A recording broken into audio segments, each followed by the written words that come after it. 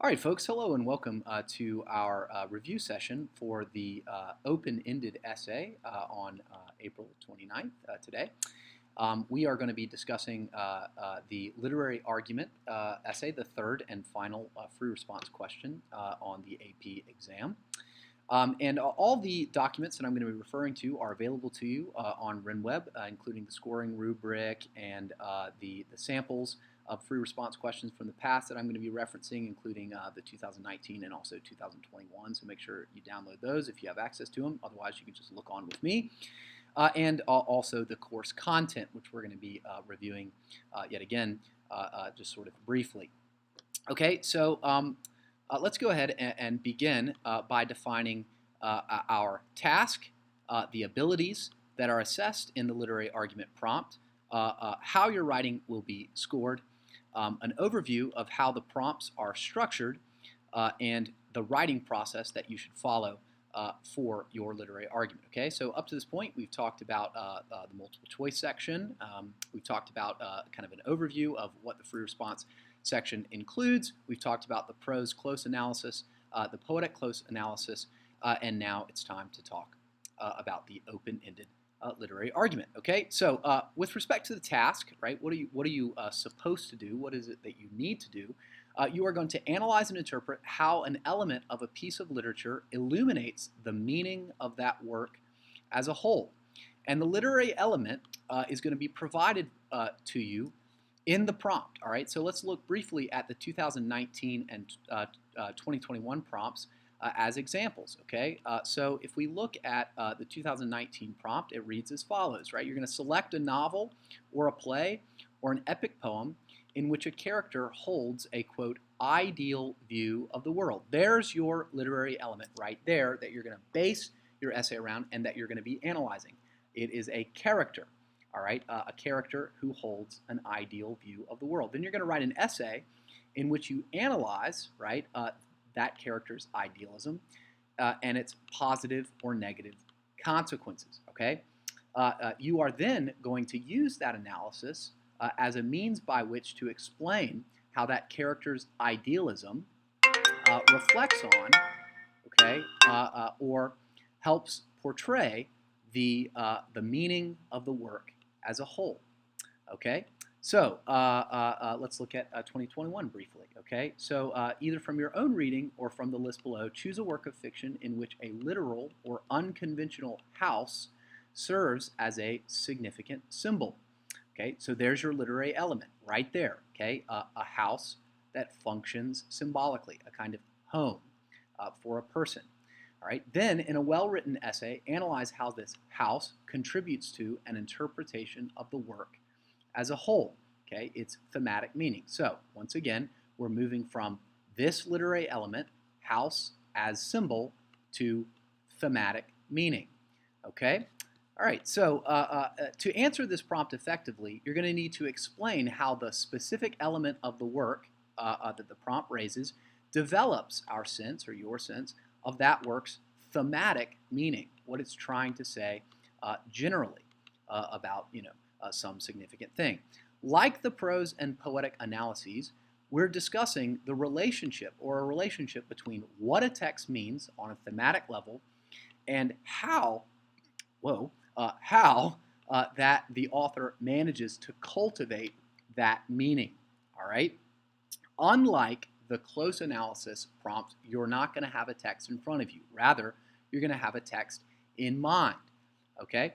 So you've got to make a kind of choice right at the beginning. You've got to decide what book you know best, all right, that has this literary element, it features this literary element, and that you can analyze in detail and then connect to a meaningful thematic impression. All right, so some works that immediately spring to mind that we've dealt with, right? King Lear, a man with a kind of ideal, vain view of the world that he is that breaks him, that drives him mad, and he is confronted by the irrationality or insanity of.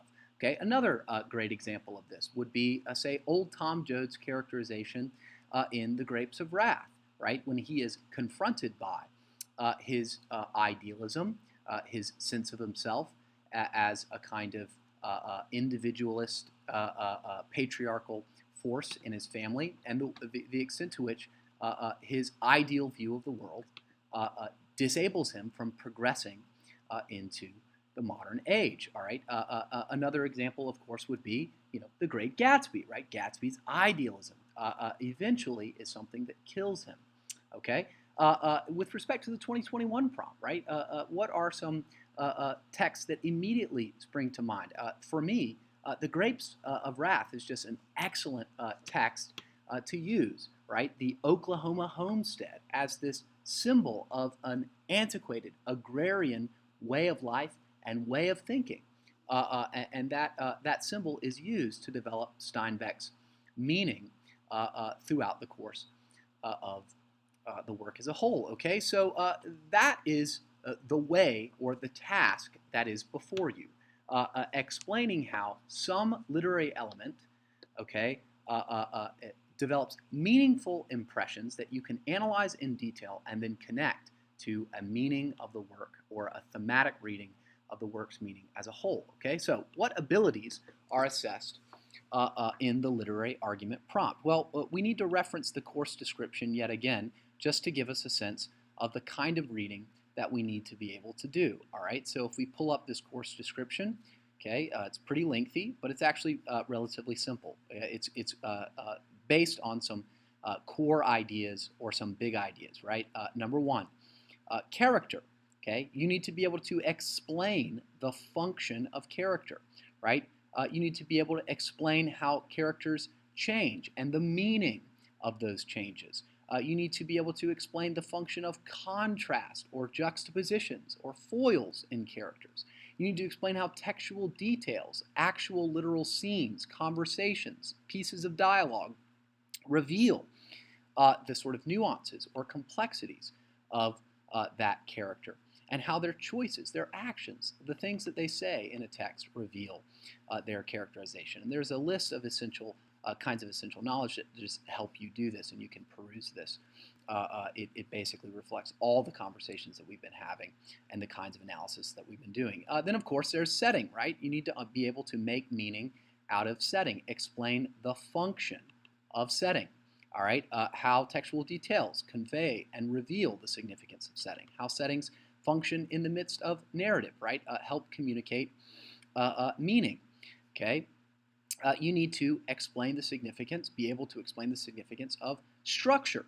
All right, how the parts or sections of a text relate to one another, how the sequence of events in a text develop meaningful impressions. Explain the function, the meaning of plot, of structure, okay, and choices about plot and structure. Okay, you need to be able to explain how the story is narrated, from what perspective a story is narrated, and how a speaker's perspective controls our interpretation of a text, the function of a narrator or speaker, the meaning of a narrator or speaker. Okay, so a lot of essential knowledge related to those things, all of which we've discussed. Then, of course, forms of figurative language. Now, there's not necessarily going to be a text for you to analyze. Again, you're working from your memory, but you need to be able to explain how patterns of imagery or symbols, like, for example, a home, might function in communicating a narrative's meaning, okay, and how comparisons or similes, metaphors, personifications, allusions, right, Grapes of Wrath, heavy allusions to biblical narrative arcs and biblical characters. How do those things develop meaningful impressions? These are all of the kinds of skills that are necessary for you as a reader of a long literary work to be able to make meaning of. And of course, you've been working on those skills in the context of your MWEs. All right. Finally, you need to know something about how to construct a literary argument. Okay, that features a thesis statement. All right, that interprets a piece of literature's meaning and establishes a kind of line of reasoning, an analytical line of reasoning, wherein you're going to have some paragraphs that feature claims with evidence from the text, and then commentaries that establish and explain relationships between the pieces of text that you cited and your interpretive thesis. Okay, these examples need to be relevant, sufficient, detailed, and you need to be able to write in language that is clear, concise, and correct. Okay, so those are that's just kind of an overview of your skills. So how do you master a long literary work? Well, your MWEs. Okay, but you really need to know the details of the long works that you're going to deal with, that you're going to have in mind going into the exam backwards and forwards. Not so that you can summarize the plot. Please do not retell the story on your exam. You'll fail, and that will be very, very sad. Okay, do not summarize the plot. Rather, cite relevant textual details. Okay, scenes, interactions, pieces of dialogue, statements, details from the text, and always, always, always analyze their meaning. Do not narrate, analyze. You need to know the characters and their arcs, their significance, the details of their characterizations, the ways that they are described, and the events and actions and choices that they make in a text. You need to know the settings and their significances. You need to know the narrative structure. You need to know the narrative perspective. Again, a novel like Grapes of Wrath just really springs to mind here as something that you can make meaning out of, the narrative perspective and the narrative arc and structures. Okay, and you need to know patterns of imagery and symbols deployed throughout the text. Okay, and of course, you also need to know how to write an analytical interpretive essay. That begins, of course, with establishing a thesis statement that is interpretive. In other words, it establishes a commitment about the meaning of the work. What is it trying to say on a thematic level? And then connects that interpretation to an analysis of textual events, details, characterizations, meaningful settings, whatever it is that the prompt suggests that you ought to be analyzing.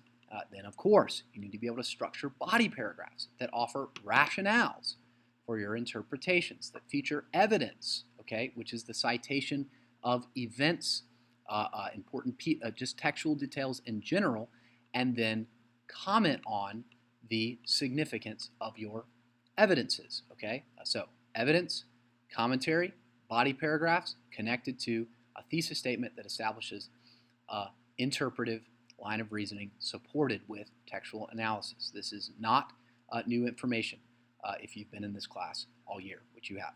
Okay, so how is your writing going to be scored? Okay, I don't want to spend too much time here, but let's just look back at the rubrics, right? So the poetry analysis is scored on a 6-point rubric. So is the prose fiction analysis. We've already looked at this in our previous classes, and so is the literary argument. You get 1 point for presenting a defensible thesis of your selected work. Okay, this thesis needs to be defensible in the sense that it is an interpretation of the work's meaning.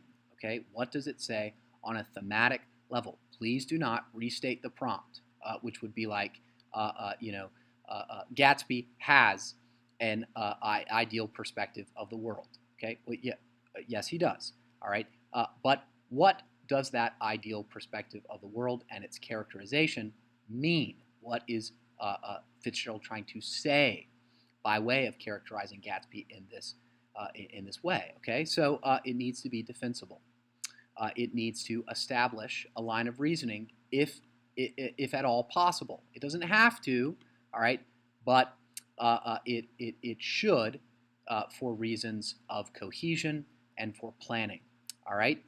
In terms of the middle 4 points, right, you need to provide, let's just think about how to get 4, right? You need to provide evidence, specific evidence to support all of your claims in a line of reasoning, okay? So if you say something like Gatsby's has an ideal view of the world, you have to evidence that with your best recollection of Gatsby's statements and actions and behaviors and the details of his characterization. And then, of course, you need to explain how those textual details cultivate or generate that impression, right? You need to explain your evidence.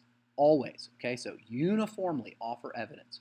Focus on the importance of specific details from the work to build your interpretation, and organize and support an argument's line of reasoning using multiple claims with adequate evidence that is clearly explained. Okay, and the final point is going to come for sophistication, right? What are the sort of criteria for sophistication?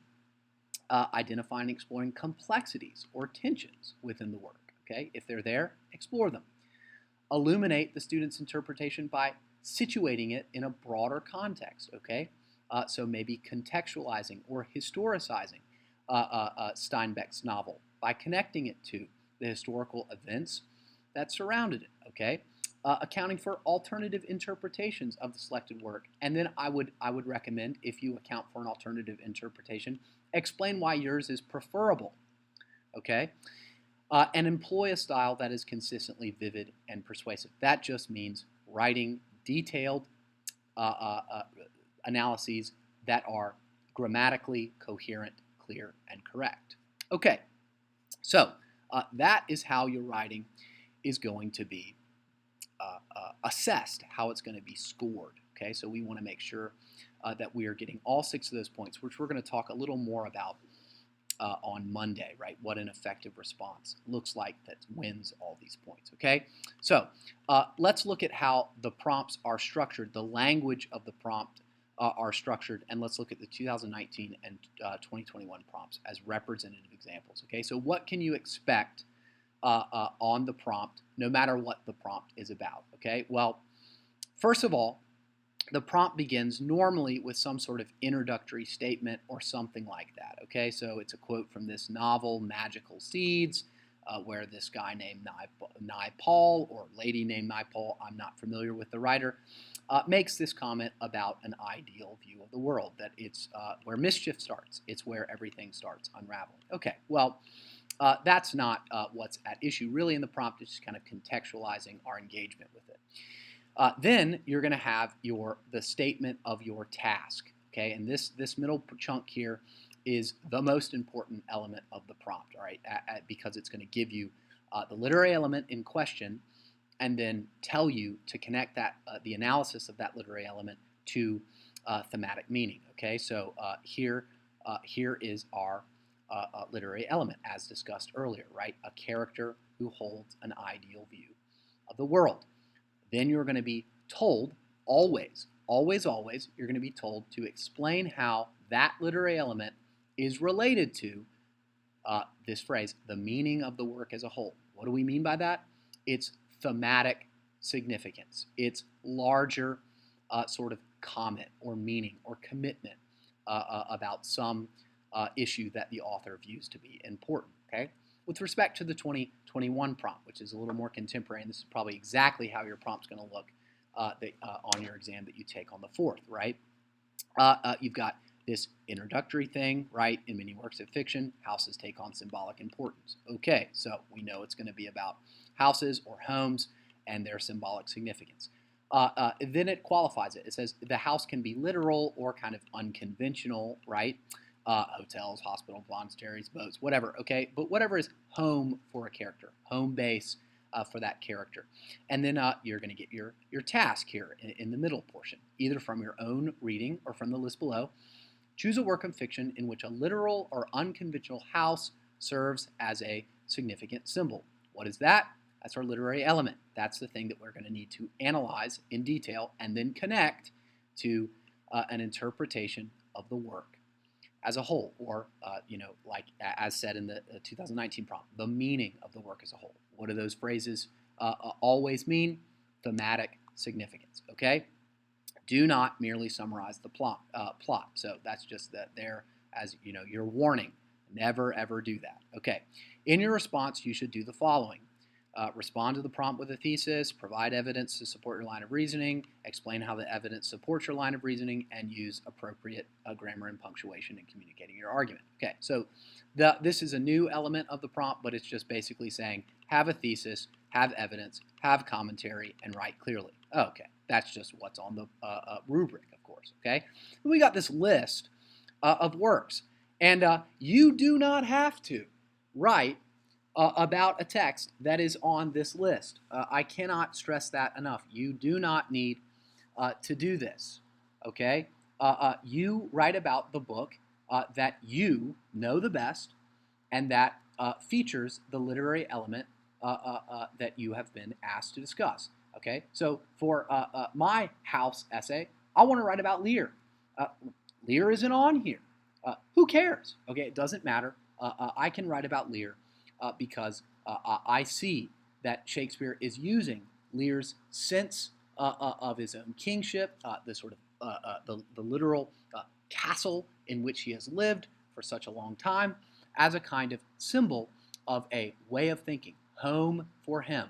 I'm going to analyze that, and I'm going to connect it to the meaning of the work as a whole. Okay, so all the prompts function like this to some extent. They're going to introduce some sort of topic, right? Then they're going to assign you your task. That task is going to feature some kind of literary element that is it's up to you to analyze, and then it's going to tell you to connect that piece of the literature, okay, to the meaning of the work as a whole. Okay, so that's how all these prompts are going to function. Now, let's briefly think about the writing process for the literary argument. Like, what steps should you follow when you get this this prompt in front of you? Okay, remember, you have 40 minutes to get through this, right? This is going to be your suggested time. And I would recommend spending about 5 to 8 minutes reading the prompt carefully, constructing a thesis, and establishing an outline. Okay, 5 to 8 minutes reading the prompt carefully as you've ever read anything. Okay, scrutinizing what exactly you are supposed to do, writing a thesis that answers that prompt. Okay, and then establishing a kind of chicken scratch outline of what you're going to discuss in each one of your body paragraphs. This is going to establish your line of reasoning. Okay, this is going to ensure that you have a thesis that presents a defensible interpretation before you start writing everything else. Okay, so 5 to 7 minutes doing this. So first, analyze the task. This is in your first 5 to 8 minutes or so. Okay, a little more, a little less is fine with me. Analyze the task. Okay. Second, establish a thesis that explains how the literary element in question develops a meaningful impression. For example, all right. With respect to the 2021 prompt that I have here, okay, I might say, in The Grapes of Wrath, Steinbeck uses the Joads' Oklahoma homestead as a symbol of their antiquated agrarian value system that the characters must progress beyond in order to adapt to and survive in the modern world. Those who are committed to conserving their former homes die, and those who progress live. This theme, okay, so this is my thematic interpretation, right? This theme that Steinbeck develops all throughout the novel about the importance of a progressive mindset, a progressive way of life, okay? A way of life based on progressing beyond the old, adaptation, evolution, okay? That this thematic meaning is developed in the characterizations of, and now, right? You can just kind of pick your poison, because basically every character in the novel works, right? We could analyze old Tom Joad and the extent to which he cannot progress beyond his antiquated agrarian value system. He just can't leave the Oklahoma homestead behind, right? When the tractors come through and knock it off its foundation, it takes something out of old Tom Joad, right? That's a quote from the novel, if memory serves. And he just never can recover. Okay, or we could talk about Jim Casey, right? What was home for Jim Casey? It is of course his Christian religion, right? His role as a reverend of the Christian gospel, his role as a preacher and a leader of Christian kinds of community. What does he do? Well, he progresses beyond that home. He adopts a new sense of himself, a new mission, and that mission allows him to survive and to work meaningfully in the modern world. What about young Tom Joad, right? Well, he undergoes a similar kind of character arc of adaptation. What about Ma Joad? Again, similar kind of adaptation. What about Muley Graves? Failure. Okay. What about Grandma Joad? Grandpa Joad. Okay. Failure. Okay. So you want to probably pick whatever characters you can analyze in the best detail and connect them to this thematic meaning. All right. So once I have this thematic interpretation in place, all right, that references the literary element in question, and then connects that literary element to an interpretive claim, I can establish my analytical line of reasoning. What details from the text am I going to be observing? And that is, of course, these character arcs and their relationship to their homes and its symbolic significance to them. Okay, so then I'm going to establish a quick outline, right? And it's just going to be chicken scratch. I haven't even started writing yet, but I'm just saying in paragraph 1, who am I going to analyze, right? Old Tom Joad. What elements of his character am I going to analyze? Very briefly. I'm going to note them on this prompt as I mark this prompt up and annotate it. Then I'm going to talk about, second body paragraph, maybe third body paragraph if I have time, and then I'm going to begin writing. Okay, so as I write, I'm going to introduce my thesis statement, and then I'm going to state it in paragraph 1. Okay, so that's my introductory paragraph with a brief introduction or just my thesis. Okay, if you want to introduce your thesis, go for it. If you don't feel like you have time or you just want to get right into it, then you can establish a thesis and start writing. Then you need to transition into your first supporting point. All right, whether that is an analysis of Old Tom Joad or whoever is in question. Analyze that character's relationship with their home, right? This sort of symbolic entity, home for them, their sort of ideological foundation. Explain what that home means to them and explain the extent to which they progress and live or fail to progress and die, right? We're connecting it to theme here, the meaning of the work as a whole, evolution, adaptation. All right. We want to make sure that we're providing specific evidence throughout this process and commenting on all that evidence consistently in every single body paragraph. Once we have done so, we're ready to transition into our next supporting paragraph, rinse, and repeat. That should lead us to our conclusion where we just reaffirm our thesis statement, dust off our, shake out our cramping hand, and we're done. Okay, so that is our writing process. First, task, analyze it, understand exactly what you're being asked to do. Second, establish the thesis that offers a defensible interpretation of the work and introduces your analytical line of reasoning, the elements of the fiction that you're going to observe and make meaning out of. And then third, establish your brief little outline and then write. Okay? All right. So that is just an overview of what the task for the literary argument is, the abilities and ways that you can prepare, right? Just master those long works, know them inside and outside, know as many details as you possibly can from them. Make sure that you understand the elements of a successful essay. Know that you're going to be scored according to the presence of your thesis, the presence of evidence, commentary, and their connection to supporting your central claim, which is, of course, your interpretation, right? Remember how all the prompts are going to be structured, right? It's going to introduce the topic, it's going to assign you your task, and then it's going to kind of give you a list of works that you can use, but again, don't pay too much attention to it. The list is not really that important. And then remember, of course, your writing process. Okay, so that's an overview of the open-ended prompt. I hope that you feel ready to do that.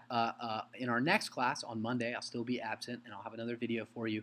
We're just going to explore some different open-ended prompts and then look at some examples of successful essays and unsuccessful essays to help us get ready. All right, have a great day.